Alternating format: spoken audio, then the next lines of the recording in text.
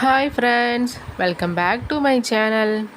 இன்றைக்கி நம்மளோட சேனலில் நம்ம என்ன ரெசிபி பார்க்க போகிறோன்னா, கல்யாண பந்திகளில் வைக்கக்கூடிய மாங்காய் ஊறுகாய் வந்து எப்படி பண்ணலான்னு தான் பார்க்க போகிறோம். கல்யாண வீட்டில் பார்த்திங்கன்னா இன்ஸ்டண்ட்டாக பண்ணி நமக்கு வந்து சர்வ் பண்ணுவாங்க.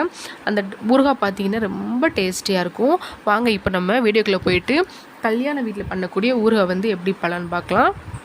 அதுக்கு பார்த்திங்கன்னா நான் வந்து ஒரு கிளிமூக்கு மாங்காய் எடுத்து நல்லா வாஷ் பண்ணிவிட்டு இந்த மாதிரி நல்லா சின்ன சின்னதாக கட் பண்ணி வச்சுருக்கேன். இது கூட பார்த்திங்கன்னா காரத்துக்கு ஏற்ப வந்து மிளகாய்த்தூள் வந்து சேர்த்துக்கோங்க. நான் வந்து 2 டேபிள் ஸ்பூன் அளவுக்கு வந்து வீட்டில் அரைச்ச மிளகாத்தூளும் 1 டேபிள் ஸ்பூன் அளவுக்கு வந்து காஷ்மீரி சில்லி பவுடர், அதாவது நல்லா ரெட் கலரில் இருக்கிறதுக்காக வந்து நான் காஷ்மீரி சில்லி பவுடர் வந்து சேர்த்துருக்கேன். அது வந்து அவசியம் கிடையாது, வேணால் சேர்த்துக்கோங்க, இல்லை அவாய்ட் பண்ணிக்கோங்க.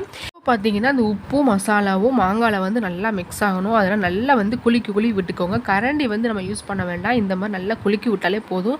இந்த மாதிரி மாங்காவை லைட்டாக குலுக்கி விட்டிங்கன்னா மசாலா எல்லாமே பார்த்திங்கன்னா மாங்காயில் வந்து நல்லா ஸ்ப்ரெட் ஆயிரும். இது வந்து இப்போ ஒரு பக்கம் இருக்கட்டும். இப்போ நம்ம வந்து இதுக்கு வந்து தாளித்து வந்து நம்ம மாங்காயில் வந்து ஊற்றுறோம். ஸோ இப்போ வந்து நம்ம தாளிப்பு வந்து ரெடி பண்ணிடலாம்.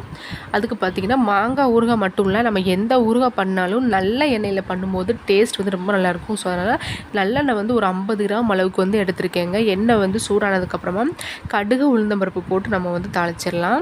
இப்போ கடுகு உளுந்தம்பருப்பு நான் சேர்த்துருக்கேன். கடுகு உளுந்தம்பருப்பு நல்லா பொரிஞ்சு வரட்டும்.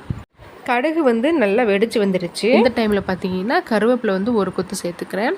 இந்த டைமில் ஸ்டவ்வை வந்து நம்ம ஆஃப் பண்ணிடலாம். ஆஃப் பண்ணிவிட்டு பெருங்காயத்தூள் வந்து ஒரு 1/2 டீஸ்பூன் அளவுக்கு வந்து நான் சேர்த்துக்கிறேன். இப்போது இதை அப்படியே எடுத்து நீங்கள் மாங்காயில் மசாலா சேர்த்து வச்சுருக்கீங்க இல்லையா, அந்த மாங்காய் அப்படியே வந்து சேர்த்துடணும். எண்ணெய் வந்து நிறையா இருந்துச்சு அப்படின்னா ஈஸியாக வந்து கெட்டு போகாமல் இருக்கும். இப்போ வந்து நல்லா வந்து மிக்ஸ் பண்ணிடணும். இது கூட ஃபைனலாக பார்த்தீங்கன்னா நான் வந்து 1 டீஸ்பூன் அளவுக்கு வந்து கடுகு, 1 டீஸ்பூன் அளவுக்கு வந்து வெந்தயம் போட்டு நல்லா ட்ரை ரோஸ்ட் பண்ணி அதை பவுடர் பண்ணி வச்சுருந்தேன். அதை இந்த மாதிரி ஃபைனலாக வந்து சேர்த்துட்டு நல்லா இந்த மாதிரி குலுக்கி விடுங்க. நல்லா வந்து மசாலா கூட நம்ம தாளித்து ஊற்றின எண்ணெயெல்லாம் நல்லா மிக்ஸ் ஆனதுக்கப்புறமா ஒரு மூடி போட்டு மூடி வச்சுட்டிங்கன்னா ஒரு 3 to 4 hours பார்த்தீங்கன்னா எண்ணெய் எல்லாமே வந்து நல்லா மேலே பிரிஞ்சு வந்து வந்துடும். இந்த டைமில் பார்த்தீங்கன்னா இது நீங்கள் அதை எடுத்து அப்படியே ஒரு கண்ணாடி ஜாரில் வந்து போட்டு வச்சுட்டிங்கன்னா ஊறுகாய் வந்து ரொம்ப நாள் வரைக்கும் நல்லாயிருக்கும். நீங்கள் அப்படியே பாத்திரத்தில் வைக்கிறத விட ஒரு கண்ணாடி பாக்ஸில் போட்டு வைக்கும்போது மாங்காய் வந்து ஈஸியாக வந்து கெட்டு போகாது.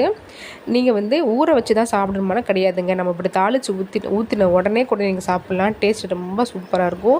ஊற வைக்கும்போது இன்னும் வந்து அந்த எண்ணெய் மசாலா எல்லாம் சேர்ந்து கலந்து வரும்.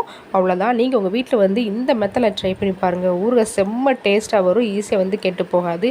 எண்ணெய் உப்பு மட்டும் அதிகமாக சேர்த்துக்கோங்க. எந்த ஊறுகாய் இருந்தாலும் ஈஸியாக வந்து கெட்டு போகாது.